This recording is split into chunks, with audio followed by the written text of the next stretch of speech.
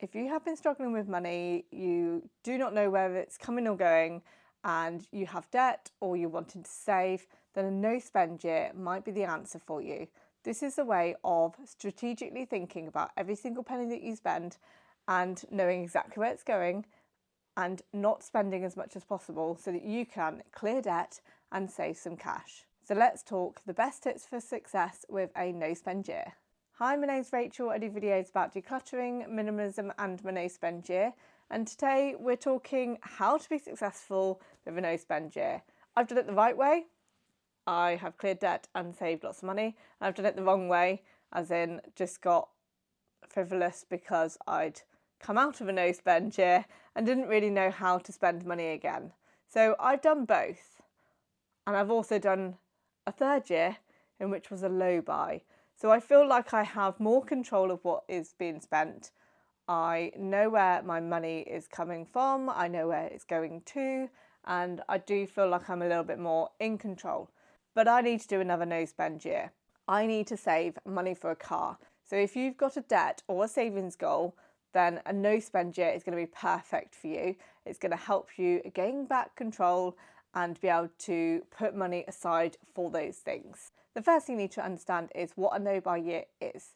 A no buy year is looking at all of your bills, reducing down what you can, which I know is difficult in a cost of living crisis, but anything that you can save money on or subscriptions or memberships you can get down, you would reduce.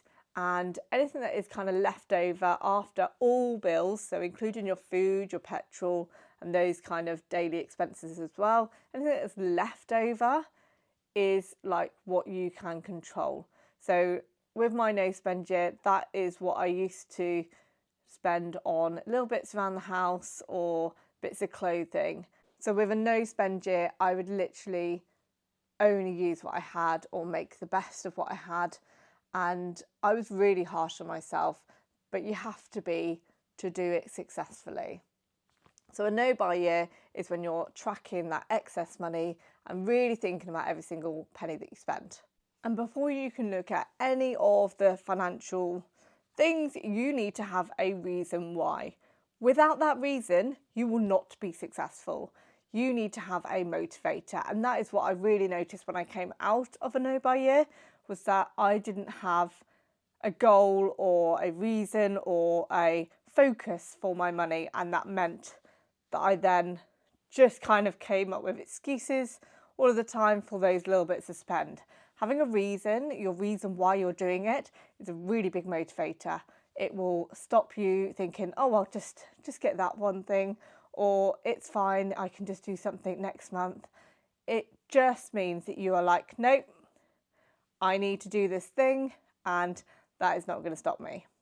So it will really rein you in those crucial moments where you need that focus and that motivation. If you're enjoying this video so far, don't forget to give it a thumbs up and press like and subscribe.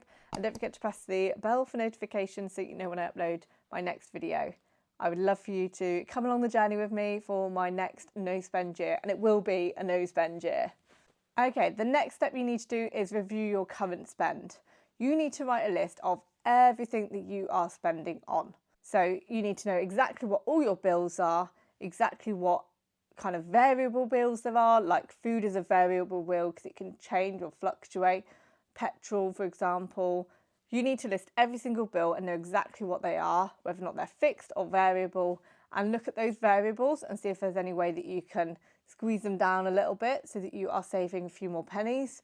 You need to think about all those expenditures and see whether or not there are any subscriptions or memberships that you don't really need that you could reduce down and then again save some more money.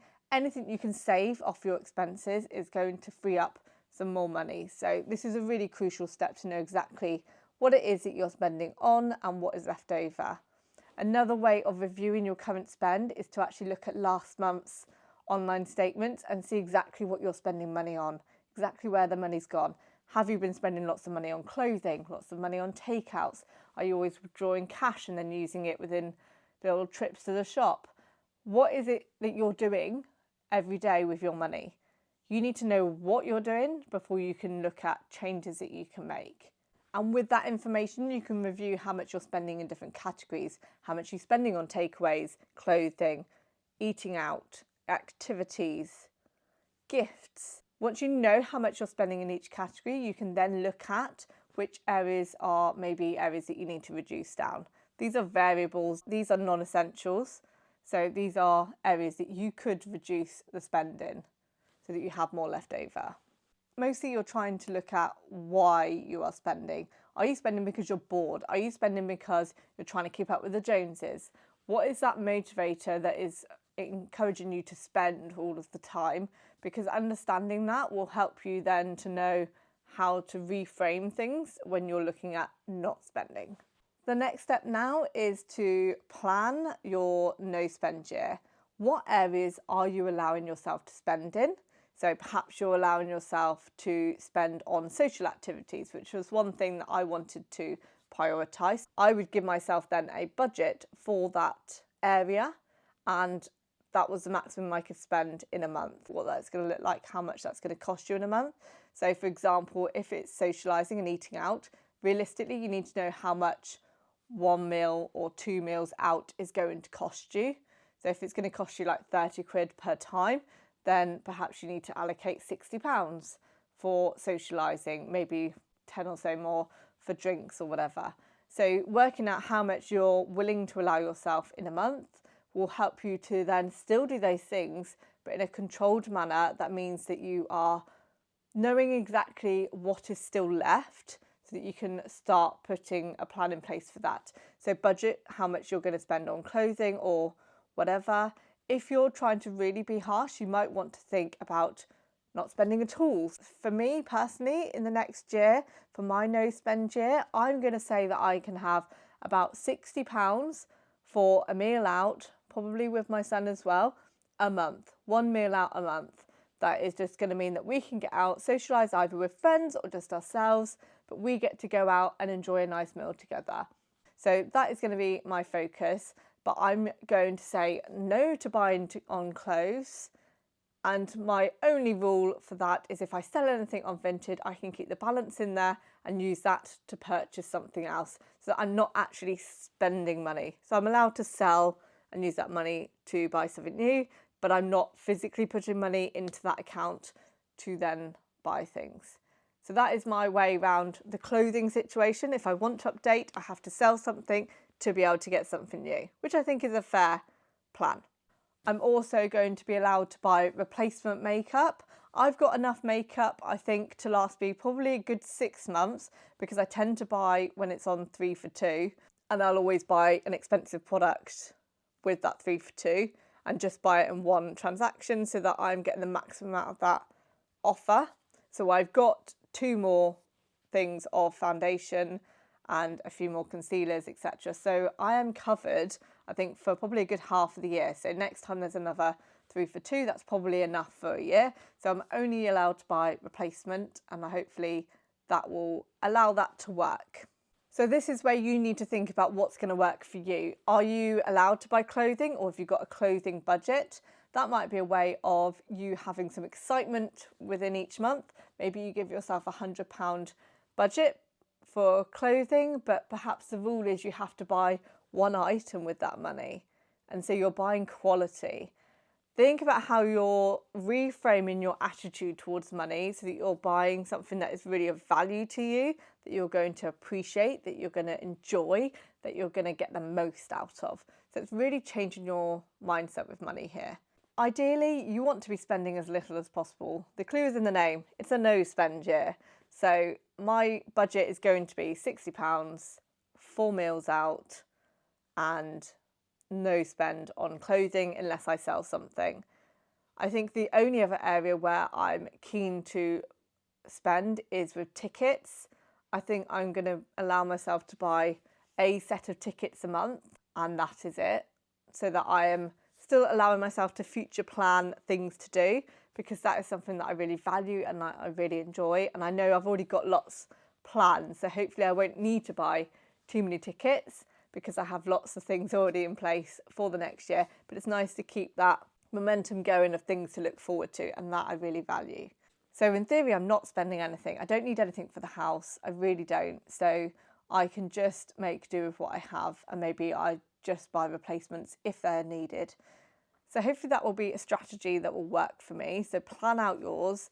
What is going to be good for you to spend on and what do you need to not spend on?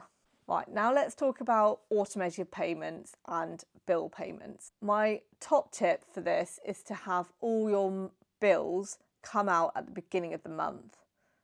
There are some people that say have it come out at the end of the month and let it sit there so that you get the most out of interest. But for me, I'm living like paycheck to paycheck at this point. So for me, I just need to know that the bills are paid because obviously that's a priority. They come out by the 2nd. That's all bills. That's rent, that's electric, gas, water. It's the telephone line, the mobile phone bills. The only thing that's left to come out on a weekly basis is the food shop and the petrol. That is it really. Everything else is done. So I have really good control about what is left. So with that money that is left, I now need to set up automated payments to pay off debt or to put into savings. And I think one of the biggest ways of building wealth is to invest. So I've got a stocks and shares ISA, I've got a cash ISA. I mean, they're all empty at the minute. I've got a life. Is that right? I haven't got a cash ISA. I've got a LISA, I've got a stocks and shares ISA, and I have a regular account. So I need to make sure that I'm putting a reasonable amount in each pot because actually my main savings goal is to be able to buy a car in maybe 1.5 years time. That's my goal. And I want to buy like as new as I can possibly get. I want a new Fiat 500 because I know that I'm only going to get another couple of years, I think, or so out of my car without it costing lots because I have been going to the garage a lot this year. I've spent a good maybe £2,000 on my car in the last year. And actually I need to now think about a next car. So that is my motivator. It's not realistic for me to save for a house. I'm a single parent that doesn't earn enough. So that's not going to be possible. But a car I can sort. So I'm going to have that as my main goal. That's my driver. So for me, I need to save money. First of all, I need a sinking fund for any problems with my current car so that I am ready and don't need to dip into any credit cards, because what I don't want to do is dip into any debt options. I need to be debt free and that needs to stay that way. So I need a sinking fund to be set up and I need a savings fund to be set up. So I need kind of 2 pots here that are going to allow me to really work towards my goal of a new car.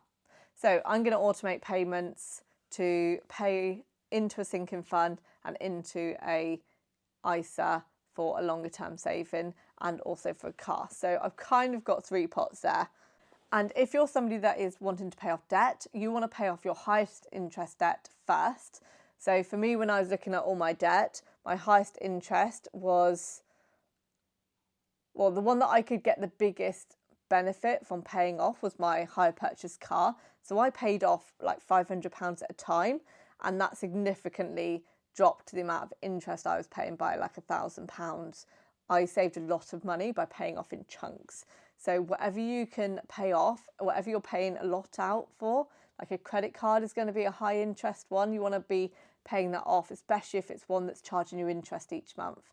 So think about which one is going to mean that you are freeing up more money so that you can then put more money into another debt. That's how you want to do it. You want to pay off the highest interest, whatever's left when you've paid that off, that's then going to go towards the next debt. So pay whatever the minimum is on the others while you're paying off the highest interest first. And then when that's paid off, the amount that you would have been paying into that, you then put onto the next highest debt. So you're constantly putting towards and clearing the ones with the highest interest because they're the ones that are going to take the money from you.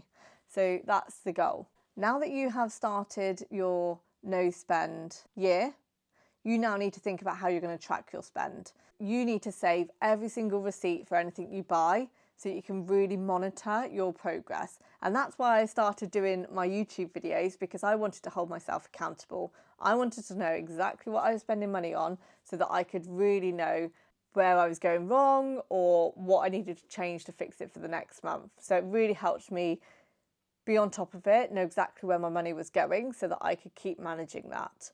And you want to do the same. You want to save all your receipts, look at what you're spending, track it in just a spreadsheet. I used to have the spend money, I used to track my food and my petrol just so that I was keeping on top of things and knowing like where I could save money and where I could give myself wiggle room. So that is definitely worth doing. You want to also look at ways that you can reduce down your food bill. So meal prep as much as possible, plan your lunches, and make sure that you're thinking about the most cost-effective way. So batch cooking is always best. Another tip for success with your no buy year is to let people know that you're doing it. Tell people that you're trying to save money. If they know that, rather than going to a coffee shop, you could go for a walk and bring your own drink in a flask. There are ways around saving money on a daily basis that can really help, and just cluing people in as you meet them, as you see them, about your plans, your goals. They will be motivated to help you and they'll want you to succeed. Let them in on your journey so that they can help support you.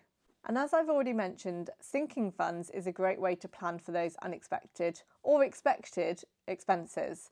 So, for example, Christmas is an expected expense. We know that every year Christmas is going to cost us money and we need to plan for that. So realistically, we need a sinking fund for that. We need to know that we've got the money set aside, ready for when we start seeing presents, when we start buying from like August onwards, and know that we've got the money there and we can just get on with it. And same with my car. I know that I'm probably going to need some more work done, so I need a sinking fund that is going to allow me to keep maintaining my car whilst I'm saving for a new one. So having those sinking funds in place means that you already have the money to dip into for like gifts, for example. You know you've got birthdays that you're going to have to pay for throughout the year. So have a fund that is set aside, ready for birthday gifts, so that you can just dip into that fund when you need it. And if you're looking for ways of increasing your income, look at your job, look at ways that you can earn extra money on the side. Are there items you can sell? Declutter your home. That is a great way to raise funds. That helped me raise a good £1,000 or so to be able to put towards my debt. I didn't just use my income, I made income by selling things. And it just meant that I freed up space mentally, physically, and I earned some cash. So declutter, that is a great way of earning some extra income. And to avoid temptation, make sure you unsubscribe and unfollow from any newsletters, email subscriptions, any social media accounts that are going to encourage you to spend. I know it's nice seeing inspiration for different outfits, but is that going to trigger you to want to buy something? Learn to shop from your wardrobe. Use that inspiration instead to create an outfit with what you've already got. Find ways around that give you those dopamine hits without costing you money. And don't forget to celebrate those milestones. Every month, check in with yourself and say well done for your progress and for your successes. If you've managed to only spend £50 in a whole month, amazing. If you've managed to not spend any money in a whole month, amazing. Celebrate that, celebrate those little wins, or even when it is that you go into a shop and you pick something up, you walk around the shop with it, and then you get to the till and you're like, nope, I don't need that, and you put it down. That is a success. That is a milestone to celebrate, and make sure you do. Let me know in the comments below what your goal is. Are you paying off debt? Are you saving? Are you trying to go travelling? What's your goal? Let me know in the comments below, and what's going to be your spending rules. Are you going to say no to everything? Are you going to give yourself a little wiggle room for certain categories? Let me know. I shall be back for more videos soon on decluttering, minimalism, and my no spend year. Take care. Bye.